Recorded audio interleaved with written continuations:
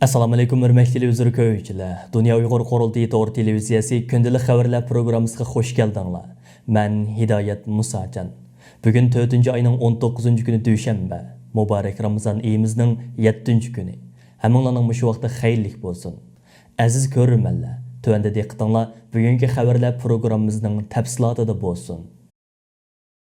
Chet el matbuotlarining xabarda ko'rsatilishicha Litvaniya parlamentining a'zosi Dovil Sakalin xonim tarafidan Xitoyning Uyg'urlarga yurgizayotgan qilmishlarini rasmiy yo'sinda irqiy qirg'inchilik deb tonish haqida sungan qaror loyihasi 22 aprel payshanba kuni Litvaniya parlamentida ovozga qo'yildi.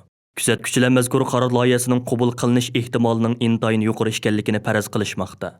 Agar bu qaror loyihasi ma'qullangan taqdirda Litvaniya, Amerika, Kanada va Gollandiyadan qolsa Uyg'ur irqiy qirg'inchiligini rasmiy qabul qilgan 4-davlat bo'lib qoladi.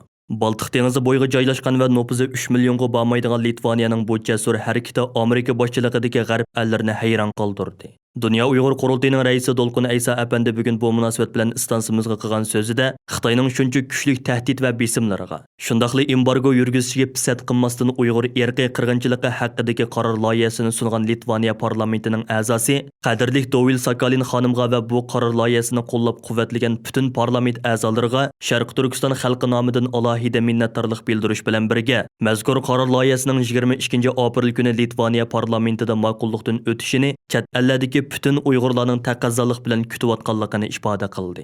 Uyg'ur va Hong Kong masalasiga izchil turda ko'ngil bo'lib kelayotgan Litvaniya parlamentining a'zosi Dovil Sakalin xonim Xitoy tashqi ishlar ministrligi tomonidan 22 mart kuni Yevropa ittifoqidagi 10 nafar shaxsga qarata yurgizilgan embargo tizimligiga kirgizilgan edi.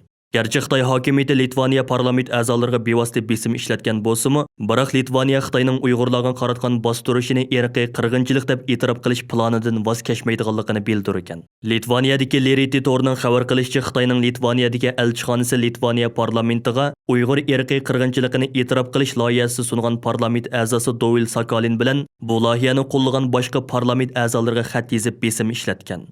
Dovil Sakalin xonim Leriti to'g'rida qilgan so'zida o'zining Xitoy elchixonasidan intayin kaskin, aniq va besim xarakterli xat topshirib olganligi, ammo Xitoyning besimiga tiz bukmaydiganligini bildirgan. Chet ellik analizchilar Xitoyning tahdidlari sababli moddiy manfaatlardan mahrum qoladiganligiga qaramay Litvaniyaning o'z irodasidan qilcha tavranmasligi Yevropa davlatlari uchun oz ko'riladigan qimmatli bir ulgini yaratib beradiganligi shubhisizdir deb qaramoqda. Matbuotlarda ko'rsatilishicha, garchi Litvaniya nufusi oz, iqtisodiy kuchi ojiz bir davlat bo'lsa-mu, ammo Shimoliy Atlantik ahdi tashkiloti NATOga a'zo davlatlar ichida Xitoy tahdidiga qarshi maydoni eng mustahkam bir davlat hisoblanadi ekan. 1940-yili sobiq Sovet ittifoqi ishg'oliga uchragan Litvaniya 1990-yili 11-martda mustaqillikka erishgan. Stalinning zulmini yetkichi tatqan litvaniyaliklarning vujudida mustabidlikdan yerginadigan kuchli bir xarakter shakllangan.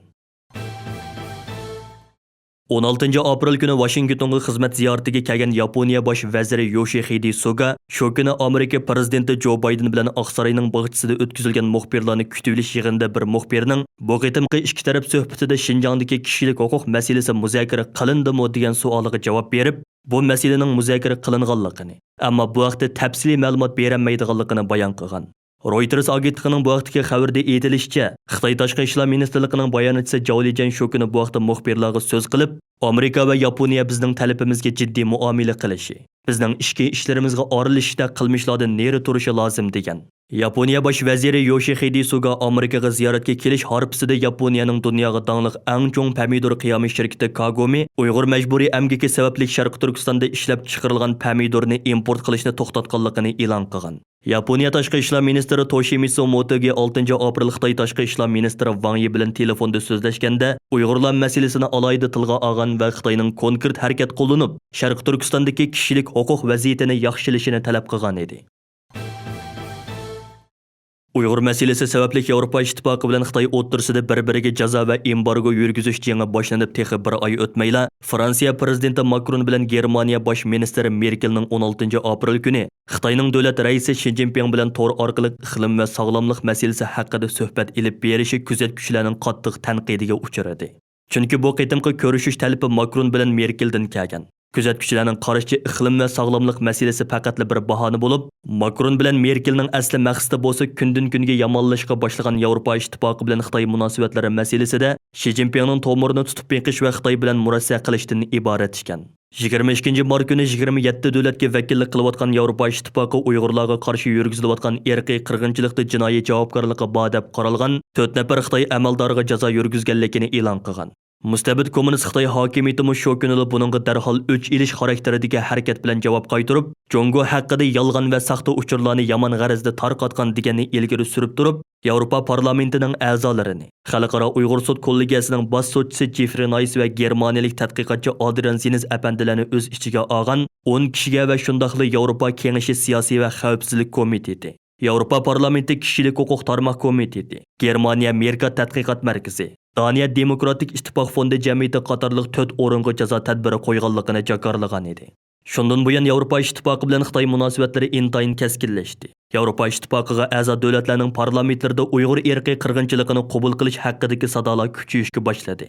G'arb matbuotlarida yuqorqi 3 davlat boshliqlari o'rtasida o'tkazilgan iqlim va sog'lomlik haqidagi yig'inda kishilik huquq masalasining, bo'libmi Uyg'urlar masalasining o'ttirg'i qo'yilib qo'yilmaganligi haqida aniq uchur berilmagan bo'lsa-mu, ammo Amerika prezidenti Bayden 22 apreldan 23 aprelgacha 40 davlatning va xalqaro organlarning rahbarlarini taklif qilib, iqlim masalasi bo'yicha yuqori darajali boshliqlar yig'ini o'tkazishga hozirlanayotgan bir paytda Fransiya prezidenti Macron bilan Germaniya bosh ministri Merkelning Xitoyning davlat raisi Xi Jinping bilan bu masala haqida tashabbuskorlik bilan ko'rishish elib berishi qattiq yotirqandi.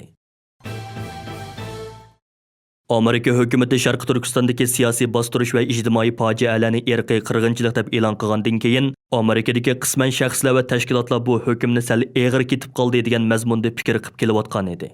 Amerikadagi o'qirmanlari eng ko'p bo'lgan jurnallardan tashqi siyosat jurnali yaqinda maxsus obzor e'lon qilib, Sharqi Turkistondagi reallikning irqiy qirg'inchilikning barliq ta'birlariga to'liq tushadiganligini yana bir qatam muayyanlashtirdi. Maqolada alohida qilib ba'zilarning navbatda Sharqi Turkistonda zo'r ko'lamli qirg'in bo'layotgani yo'q. Shunga uni qirg'inchilik deyish muvofiq emas degan so'zlarning qilchilikmi asosi yo'qligi ta'kidlandi. Chunki Birlashgan Davlatlar Tashkilotining irqiy qirg'inchilik haqidagi ta'birida g'arazlik holda ma'lum bir millatni butun yoki qisman yo'q qilish qilmishi qirg'inchilik bo'ladi deb aniq bekitilgan bo'lib, buningda manchilik odam o'lishi lozim deydigan o'lchammi mavjud emas. Muhimi Xitoy hukumatining qasdan va g'arazlik holda Uyg'urlarni yo'q qilayotganligining o'zi qirg'inchilikka to'liq tushdi. Maqolada yana navbatda Xitoy hukumatining Sharqi Turkistondagi til, madaniyat, tug'ut, turmush odatlari qatorliq sohalarda qilayotganlarining hammasi g'arazlik holda Uyg'urlarni yo'q qilishdek o'rtaq bir natijani ko'zlaganligi uchun buni irqiy qirg'inchilik deb atashning hech qachon xato bo'lmaydiganligi alohida ta'kidlangan. Germaniyalik tadqiqotchi Adrian Ziniz ustidan Qashqar o'rta sud mahkamasiga arz sungan Yarkan noyasidagi Xiongyong to'qimachilik cheklash shirkatining Adrian Ziniz apandim tarafidan e'lon qilingan va xalqaroda zo'r ta'sir qo'zg'agan Xinjiangdagi majburiy emgak nomli dokumentda ismi atalgan shirkat ekanligi o'ttirg'a chiqdi. Xitoy Tashqi ishlar ministrligining bayonotchisi Zhao Lijian 14 aprel kunidagi axborot yig'inida Qashqar sotining Xiongyong to'qimachilik cheklash shirkatining arzini qabul qilganligini jakarlab, Qashqar sotining Adrian Ziniz haqidagi arzni topshirib olganligidan bakmi xursand bo'ldik. Xitoy qonun bilan boshquriladigan davlat. Bu qonun bilan idora qilish va Xitoy xalqining huquq manfaatini qo'llash engining kuchayganligini aks ettirdi degan edi. Adrian Ziniz apandi Erkin Osiyo radiosiga bu vaqtda to'xtalib mundaq dedi. Bu shirkat men tadqiqot dokumentimda maxsus tilga olgan shirkatlarning biri. Ular Uyg'urlarni ishlatish va yo'tkashda g'ayri rasmiy harbiy tuzum bo'yicha ish ko'ratdi. Mahsulotlari asosan chet ellarga eksport qilinadi. Men ularning Amerikaga qanchalik eksport qilganligini ochiq bilmasam-mu, ammo Amerika Xinjiang paxtalarini cheklagandan keyin ziyon tortganligi muqarrar. Uning ustiga boshqa davlatlarga o'xshash tadbirlarni olsa, yanami ko'p ziyon tortadiganligi aniq. Shunga ular meni sudga arz qilmoqchi bo'pti. Yakandagi bu Xitoy shirkati Adrian Ziniz ustidan Qashqar sotiga sungan arzda Qashqar o'rta sud mahkamasining Adrian Zinizdan tadqiqotini to'xtatishini, to'lam to'latkizib berishini va shirkatdan kechirim so'rashni buyurishini talab qilgan ekan. Adrian Ziniz bu sotning boshqalarga signal berishni maqsad qilgan bo'lishi mumkinligini aytdi. U mundaq dedi: "Mencha bu simvol xarakterlik bo'lishi mumkin. Buning taraqqiyotini oldimizda ko'ramiz. Mening Xitoyda yoki Xinjiangda hech qanday mol-mulkim yo'q. Bu menga hech qanday ta'sir ko'rsatmaydi." Ondan burunmu ismi noma'lum bo'lgan bir turkum Xitoy shirkatlari Adrian Ziniz apandimni Uyg'urlar majburiy emgakka selinayotdi degan ig'voni tarqitib, paxta mahsulotlari ishlab chiqariladigan korxonalarimizni eg'ir ziyonga uchratdi. Uning ig'vogarchiligi bilan chet el shirkatlari Xinjiang paxtasini va paxta mahsulotlarini setib olishni asosiy jihatdan to'xtatdi deganni bahona qilib, Urumchidagi sud mahkamalariga Adrian Ziniz ustidan arz sunganligini e'lon qilgan edi. Bloomberg xabarlarining maqolada ko'rsatilishicha Sharq Turkistondagi necha 10 yillab zo'r ko'lamda paxta terish natijasida terilgan yallarning sifat darajasi og'ir darajada buzilgan hamda paxta talolarining sifatiga muayyan ta'sir etishga boshlagan. Buningga qo'shilib yaqindan buyon xalqaro Sharq Turkistonning paxta mahsulotlarini boykot qilish to'lqini ko'tarilganlikdan, amdilikda Xitoy hukumati ilgirki paxta terishga ishlatilgan kang yallarni zo'r ko'lamli cho'chqa boqmachilik bazasiga aylantirishni qaror qilgan. Beijing xabarlari gazetining mifamillik bir xodimi bu vaqtda so'z qilib, bu rayondan chiqadigan paxta eng chong iqtisodiy unum va foyda ilib keladigan turi edi. Amdi bu paxta terilib kelgan joylarni boshqa ziroat terishga o'zgartimiz desak, buningga mumkin emas. Shunga bu joyda cho'chqa beqish eng oqilona chora degan. Ma'lum bo'lishicha navbatda Byongtan qarmog'idagi bir necha o'rinda allaqachon zo'r ko'lamli cho'chqa boqmachilik bazasi qurilishi boshlanib bo'lgan bo'lib, Xitoy doiralari navbatda bu cho'chqa boqmachilik bazalaridan chiqqan axlatlarni ilgirki vaqtlardan buyon ishlatib kelayotgan ximiviy o'g'itning o'rnida ishlatmoqchi bo'lib etibdi.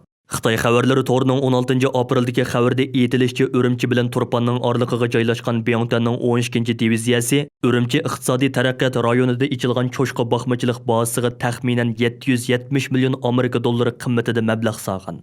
Bu g'oyat zo'r qurilish tamomlanganda bu joydagi boqmachilik, qushxona va go'sht tayyorlash qatorliq yurishlangan sanoat Xitoyning borgan-sari eshib berayotgan go'sht ehtiyojini qondirishga xizmat qiladi ekan. Analizchilar bu vaqtda fikr yurgizib, bu Xitoy hukumatining mustamlikachilik tabiatining texmo yalang'och ifodalanishidan boshqa narsa emas. Ular Uyg'urlarni cho'chqa yeyishga majbur qilib qolmasdan, endi ularning majburiy amgikini cho'chqa boqmachiligi sohasiga kengaytmoqchi bo'layotdi.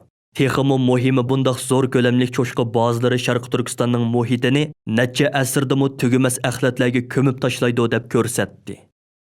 Hurmatli televizor ko'ruvchilar, yuqorida Dunyo Uyg'ur qurultiyi to'r televiziyasi kundalik xabarlar programmasida diqqatingizga sunduq. Keyingi qitimliq programmamizda ko'rishaylik. Ko'rishguncha omon bo'lgaysizlar. Xayr xo'sh.